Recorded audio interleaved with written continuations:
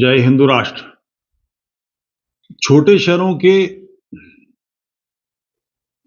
परिहास हास के अपने ढंग होते हैं, वहां नाखून बहुत तेज होते हैं।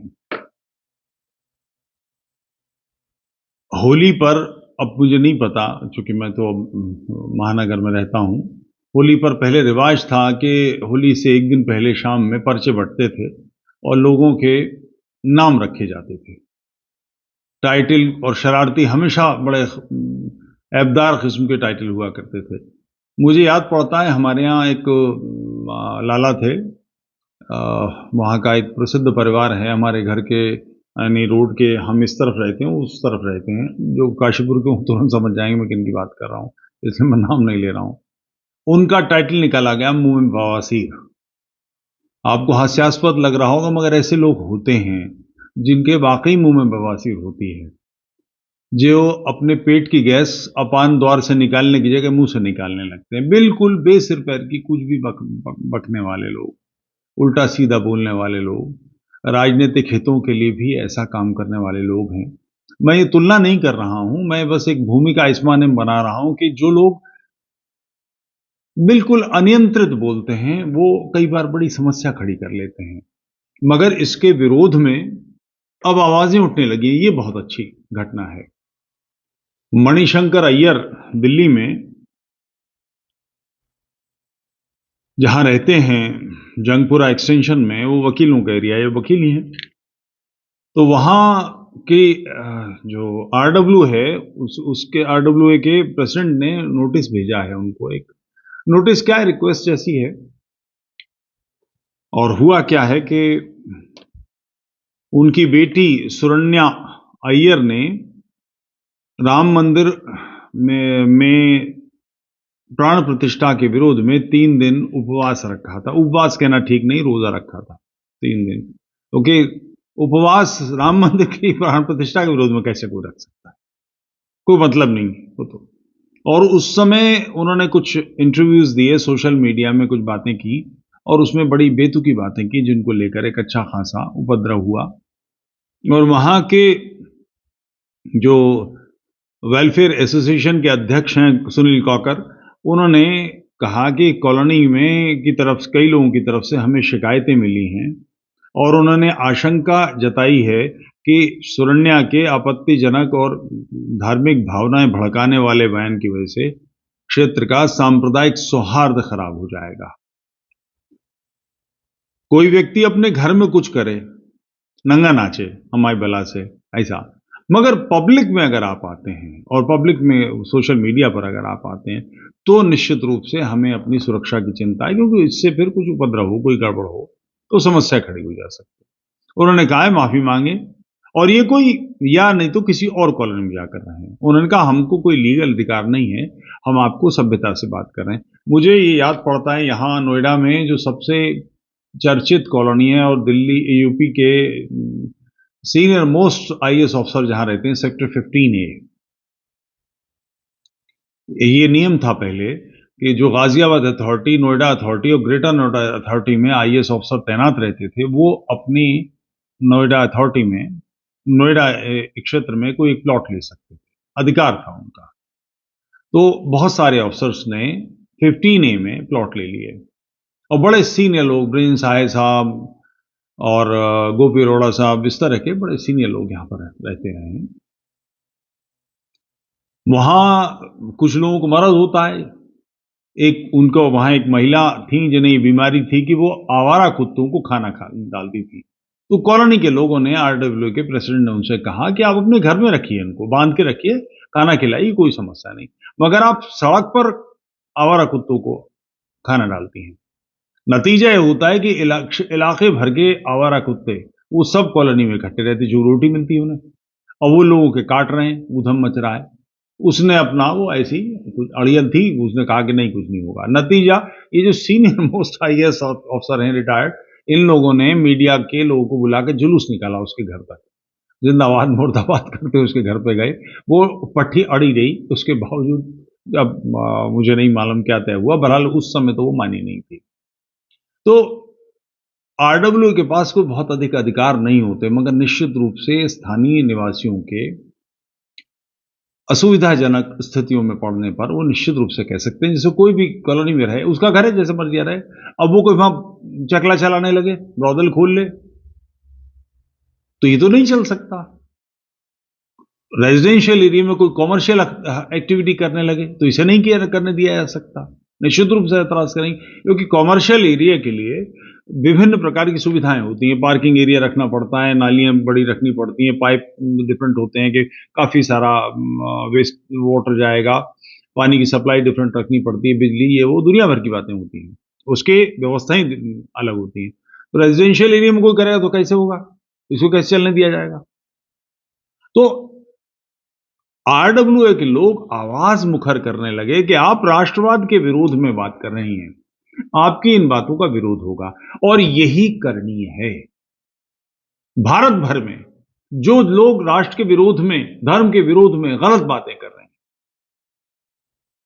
उनके बारे में निश्चित रूप से समाज को विरोध करना चाहिए। ये बहुत लंबा समय हो गया है, चलिए छोड़िए, जाने दीजिए, चलता है। ये चलता है का परिणाम यह है कि हमारी पीठ दीवार से लग गई है।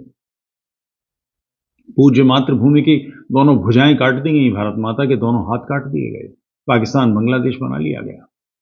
इसी के कारण यही लोग पहले जो हमारा धार्मिक सो कॉल्ड नेतृत्व है, बांग्लादेश में भी कार्य करता था, वहां भी उसके मंदिर थे, मठ थे, ये लाहौर में भी काम करता था, कराची में भी काम करता था, मुल्तान में भी था, वहां दबाव पड़ा, इधर आ गए, अभी ये मठियां बना लिए, यहां दबाव पड़ेगा फिर कहीं और चले जाएंगे। इनकी सुरक्षा, अपने धर्म की सुरक्षा, जिसे आप धर्म मानते हैं उसकी सुरक्षा, इसकी कोई व्यवस्था हम करेंगे कि नहीं? आवाज तो निकालिए, गलत बात के विरोध में खड़े तो होइए। मेरा सुब्रमण्य ये मणिशंकर अय्यर से मेरी जो पहली भेंट है, बल्कि मेरे ख्याल से एक आधी भेंट है, इससे अधिक भेंट भी नहीं है, मेरा कोई कारण नहीं इस तरह के लोगों में। मुझे याद पड़ता एनडीटीवी का ईस्ट ऑफ कैलाश में शायद ऑफिस था, पता नहीं मेरा नाम किसने वहां दे दिया। बरखा दत्त एक शो करती थी जिसमें 2-3 स्पीकर बुलाती थी और 25-30-50 लोग पब्लिक के लोग होते थे और कुछ प्रश्न पब्लिक से पूछ लेती थी और स्पीकर से बातें होती थी। शायद कुछ धर्मांतरण, राष्ट्रांतरण जैसा कुछ विषय था, जहां तक मुझे याद है, क्योंकि बात भी 17, 18, 15, 16 साल की हो गई। तो मणिशंकर उसमें स्पीकर के नाते थे, तो उसमें एक प्रश्न पूछने की बात आई, तो मुझसे कहा गया, मुझसे उन्होंने प्रश्न पूछा तो मैंने उसमें विस्तार से बताया कि जब रामबली रैम्बुल बनता है, जब आनंद अमीर बनता है तो उसकी नेशनलिटी बदल जाती है, वो भारत के संदर्भ से नहीं सोचता, भारतीयता से नहीं सोचता। ताली वाली पिट गई, उसको ये थोड़ा सा बेचैन हुए, मगर वहां कोई गुंजाइश नहीं थी। खैर प्रोग्राम खत्म हुआ, नीचे आए तो ये अपने साथियों के बीच में बोले, ये कहते हैं कि कोई आदमी कन्वर्जन कर लेता है तो उसकी नेशनलिटी कमजोर हो जाती है। मैंने कहा कमजोर नहीं हो जाती, नेशनलिटी खत्म हो जाती है। तो उन्होंने कहा आप ऐसे कैसे कह सकते हैं? मैंने कहा वही बात नहीं है। दो व्यक्ति, एक हिंदी भाषी व्यक्ति जो हिंदी में सोचता है, बोलता है, राष्ट्रवादी है, उसी तरह का एक राष्ट्रवादी जो अंग्रेजी में बोलता सोचता है, उसकी नेशनलिटी हिंदी वाले से कम होगी, क्योंकि अंग्रेजी भाषा भारत की भाषा नहीं है, उसका साहित्य भारतीय नहीं है, उसकी जड़ें भारत में नहीं है, तो उसकी नेशनलिटी कमजोर हो जाएगी। तो वहां भी कई लोग बैठे थे, उन्होंने ताली वाली बजा दी, खड़े थे कई सारे लोग, तो ये तिल मिला के वहां से चले गए। ये बहुत शुभ लक्षण है कि गलत बातों का हम लोगों ने विरोध करना शुरू कर दिया है। भगत सिंह, राजगुरु, बटुकेश्वर दत्त, इन सब लोगों के मुकदमे में आपकी जानकारी में होना चाहिए, गवाही किसने दी थी? सर शोभा सिंह, ये खुशवंत सिंह था ना बड़ा, इसका बाप, और ये जो डीएलएफ है, इसके जो मालिक थे पहले, इनके ससुर, ये तो दामाद आए थे, इनका नहीं है, वो हमारे सोनीपत में जिन्होंने कॉलेज बनाए हैं, स्टील का काम है, उनका नाम भूल रहा हूं, कांग्रेस के बड़े लीडर।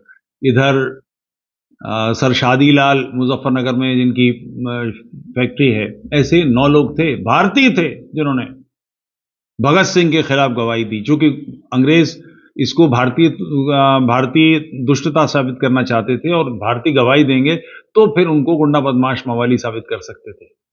इन लोगों ने गवाही दी। इसके बाद इनको राष्ट्रपति भवन बनाना और ये पार्लियामेंट भवन बनाना, कैनॉट प्लेस बनाना, मोहन सिंह पैलेस जो कैनॉट प्लेस के बगल में इनके चचा का ही, इन सब लोगों को ये ज़मीनें दी गई, इन लोगों को ठेकेदारियाँ दी गई, इनको अरबपति खरबपति उस काल का बनाया गया। आज भी ये जो मॉडर्न स्कूल है इसमें हॉल हैं इन लोगों के इन्वॉल्वमेंट हैं। ये वो लोग हैं जिन्होंने इन लोगों के खिलाफ गवाही दी। चले जो भी हुआ। खुशवंत सिंह के बाप सुभाष सिंह जब पार्टियां करते थे, लोगों को बुलाते थे, लोगों के घर जाते थे, तो भारतीय क्या करते थे? लपक लपक के मिलते थे। एक शादीलाल को छोड़ के सबके साथ किसी समाज ने कोई ऐसा व्यवहार नहीं किया कि उन्हें लज्जित होना पड़े। शादीलाल के साथ हुआ था कि जब उसकी मृत्यु हुई थी तो ऐसा सुनते हैं कि वो जो इलाका था वहां का, वहां लोगों ने कफन के कपड़ा देने से इनकार कर दिया, दिल्ली से कफन लाना पड़ा। अगर ऐसी बेहुदा हरकत करने वाले लोगों का, जिसे हुक्का पानी बंद करना कहते हैं, यानी सामाजिक बहिष्कार, उनको पता लगे कि तुमने गलत किया, समाज तुम्हारा विरोध कर रहा है, ऐसा अगर होने लगे तो निश्चित रूप से ये बेहूदगियां कम होंगी। ये बहुत शुभ लक्षण है कि आरडब्ल्यूए के प्रेसिडेंट डॉक्टर कपिल काकर ने उनसे कहा है कि आप माफी मांगे या कॉलोनी छोड़ के चले जाएं। वो क्या करेंगे मालूम नहीं, ऐसा हो पाएगा मालूम नहीं, मगर ये न्यूज बनना, अखबार में इस बात का आना और लोगों के अंदर ये इस विचार को उठना, ये बहुत शुभ लक्षण है। राष्ट्रवाद की बयार में ये सारे फूल खिल रहे हैं, बहुत अच्छी बात है। 11 फरवरी के कार्यक्रम के लिए आप सबको निमंत्रण। आर्य समाज का जो हॉल है, दयानंद मार्ग, कैलाश कॉलोनी, सी ब्लॉक में, कृपया पधारें। सुबह 9:30 बजे से शाम 5 बजे तक निःशुल्क प्रवेश है।